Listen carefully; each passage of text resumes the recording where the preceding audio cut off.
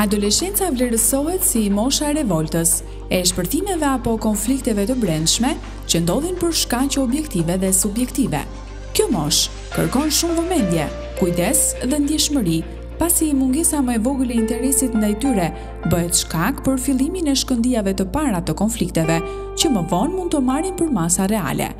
Këto konflikte pasqyrohen edhe në marrëdhëniet mësues-nxënës dhe është e pamundur të mos ekzistojnë.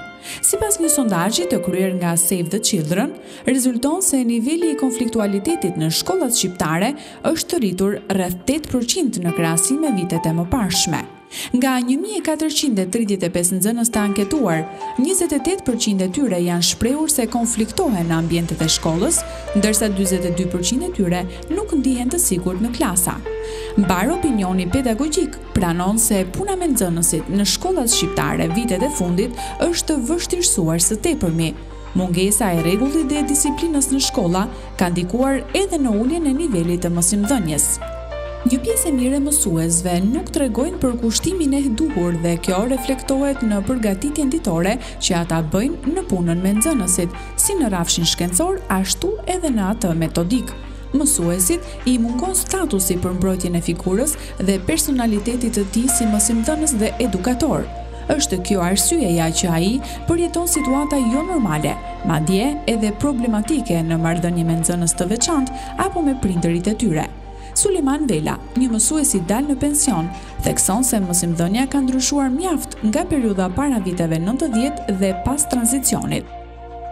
Ndryshimi midis para tranzicionit dhe tani është kjo që sot edhe nëse afishohet në shkollë rregulloria e brendshme e shkollës, nuk zbatohet. Edhe mësuesi, edhe nxënësi kishin detyrime dhe dënime nëse shkelje rregulloren e shkollës.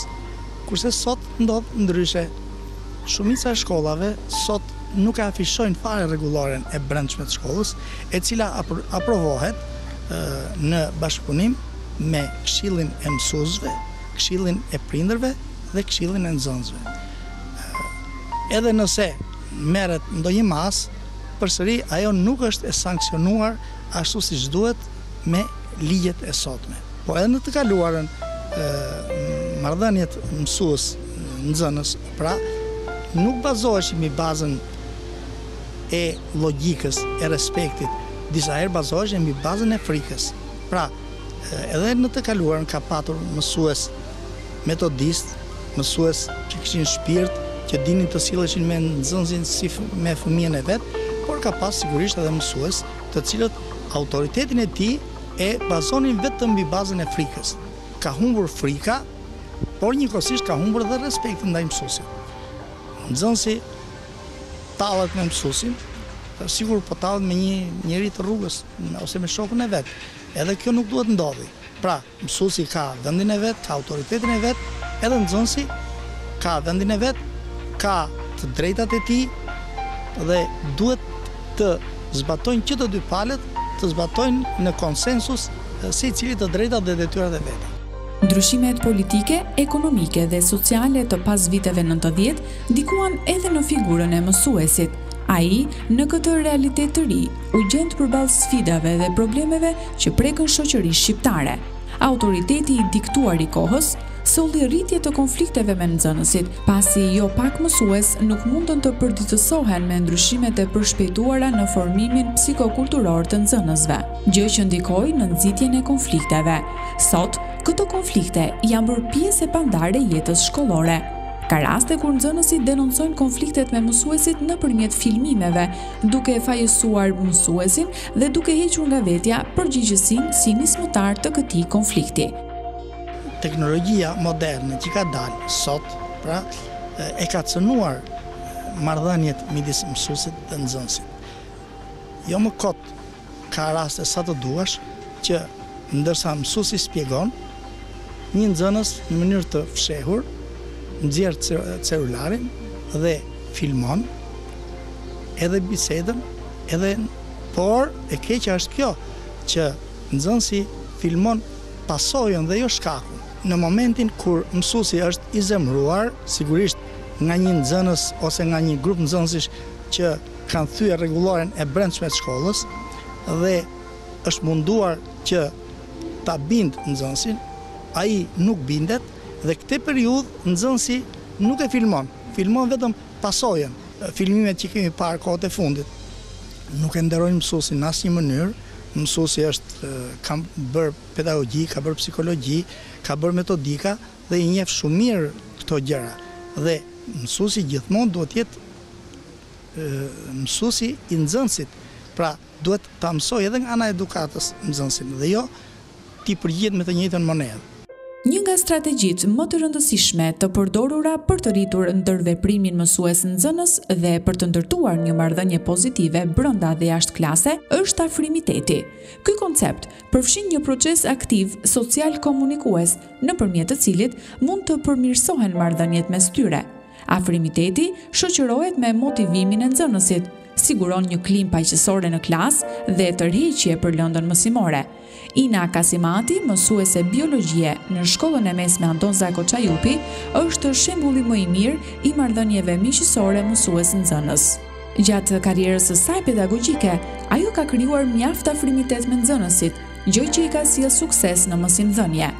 Shumë gjëra kam mësuar kur kam dalë jashtë në për trajnimet dhe kualifikimet jashtë, kur kam parë edhe shkolla se si zhvillohet kjo marrëdhënie ose etika e një mësuesi me një nxënës, se sa i shërben dhe sa i vlen, dhe pastaj kur kam ardhur këtu e kam vënë në shfrytëzim, më ka rezultuar që ka qenë shumë e frytshme kjo mënyrë, se sa mënyrat shumë autoritare, të cilat dhe unë vetë kur kam qenë në gjimnaz, nuk i kam dashur ke mësuesit e mi. Dikur, për shembull, nuk ka pasur nxënësit këtë zhvillim të teknologjisë, ose këto telefon ose kompjuter në dorë, kështu që kanë qenë më të thjeshtë, më praktik në mënyrën edhe të transmetimit të mendimeve, të mesazheve. Kurse sot të duken sikur janë më indiferent, të duhet pak punë që t'i bindësh që të dalin jashtë asaj që vishet nëpërmjet rrjeteve sociale ose komunikimit të rrjeteve sociale. Për shembull, më bën përshtypje ndonjëherë që më bëjnë ftesë nxënësit në Facebook, i kam pranuar dhe kur kalojnë në shkollë, në korridore nuk përshëndesin. Ka një botë që s'më pëlqen shumë, është ajo bota e indiferentizmit ose bota e neglizhencës ndaj problemeve të mjedisit, duke filluar që te klasa që nuk është kaq sociale për të kuptuar që ju shërben natyra edhe nga pikpamja e mbajtjes së pastër, po ashtu edhe të rësisë në kontekstin e trajtimit të problemeve të qytetarisë. Ja se si vlerësojnë vetë nxënësit marrëdhëniet e tyre me mësuesit. Në përgjithësi kam pas marrëdhënie të mira me mësuesit. Ndoshta për vetë karakterin tim, ndoshta edhe që mësuesit shikojnë edhe nxënësit, pjesa më e madhe e mësuesve shikojnë nëse mëson apo nuk mëson. Janë të rralla të mësues që shikojnë vërtet karakterin e fëmijës, nxënësit që kanë përballë, edhe të cilën mbas atij karakteri që kanë. Mua më ka ndodhur me disa mësues në Çajup, janë disa mësues shumë të mira, me të cilat kam mbas marrëdhënie shumë të mira, mund të them gjatë këtyre 3 viteve kam arritur të krijoj marrëdhënie shoqërore, sepse ata kanë qenë ato mësues që kanë parë karakterin tim edhe janë ofruar me mua jo vetëm për faktin që unë mësoja, por për faktin që unë isha një karakter ndoshta që atyre ju pëlqente dhe ju pëlqente të punonin, bashkëpunonin. Në klasën tuaj keni patur raste të konflikteve me mësuesit? Ka pasur raste konfliktesh me mësuesit, dhe janë pikërisht të raste kur mësuesi nuk intereson fare karakterin e nxënësit, nuk përshtatet me karakterin e nxënësit, dëshiron që nxënësi të sillet ashtu siç do mësuesja. Në fakt një mësues më i ri ndoshta do ishte më efikas në lidhje me marrëdhënien me nxënësit, ndërsa mësuesit e vjetër janë të mirë më shumë për ata që duan vetëm të mësojnë, që duan vërtet të mësojnë, të marrin frytet e mësimdhënies nga mësuesi. Megjithatë ka edhe mësues të vjetër që nga eksperjenca janë mësuar me llojet e ndryshme të nxënësve dhe dinë si të sillen. Unë jam një vajzë çapkone dhe nuk kam pasur dhe shumë marrëdhënie të mira me të gjithë. Pavarësisht se në fund gjithmonë kam munduar ta ul kokën dhe të tregohem pak më me mirësjellje. Por pavarësisht kësaj, edhe pse mësuesit në ca raste kanë qenë në gabim, Mendoj se më e mira për ne nxënësit është ta ulim kokën para tyre. Më i mirë për ne nxënësit duhet jetë një mësues që ka afrimitet me nxënësit, por dhe me një farë autoritete, sepse mësuesi pa autoritet ndryshe do i rrëshkasë dhe mësime.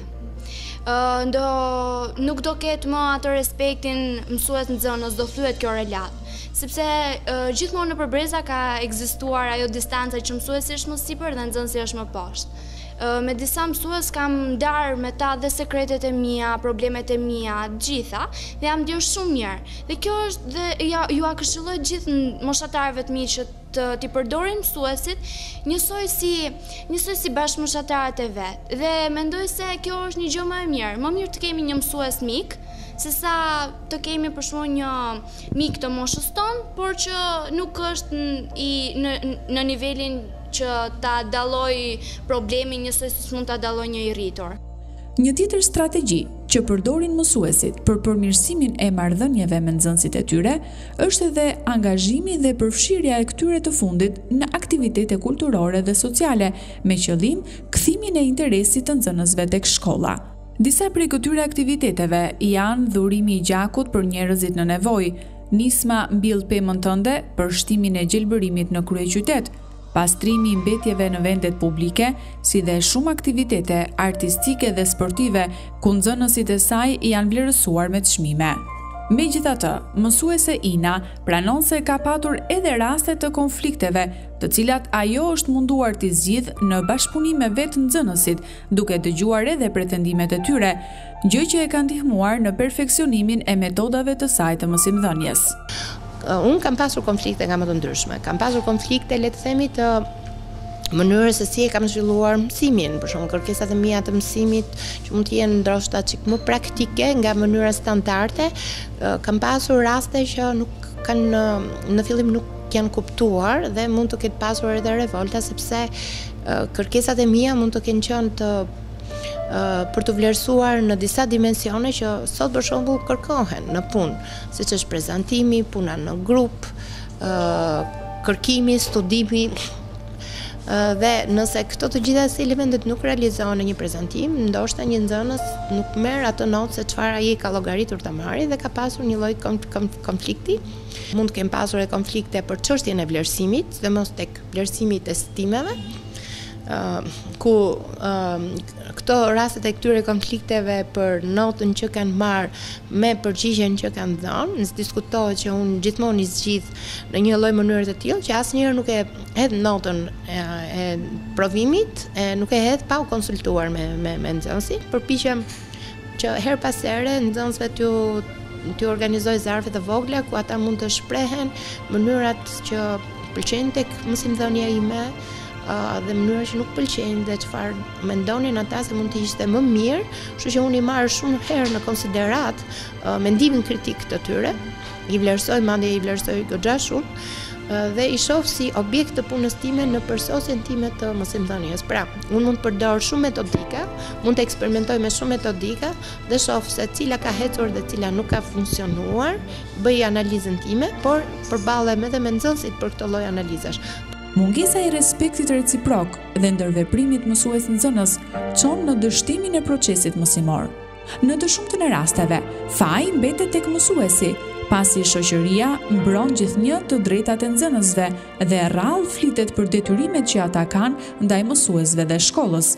Por nga ana tjetër, edhe prindërit nuk e vlerësojnë sa duhet përgjegjësinë që kanë lidhur me edukimin e fëmijëve të tyre në familje e më pas në shkollë. Pas dërgimit në shkollë, prindërit mendojnë se detyra e tyre për mbarvajtjen e fëmijëve mbaron këtu. Ata harrojnë se edukimi i fëmijës është një proces që vazhdon gjatë gjithë jetës dhe përgjegjësia kryesore për edukimin e fëmijës i mbetet prindit.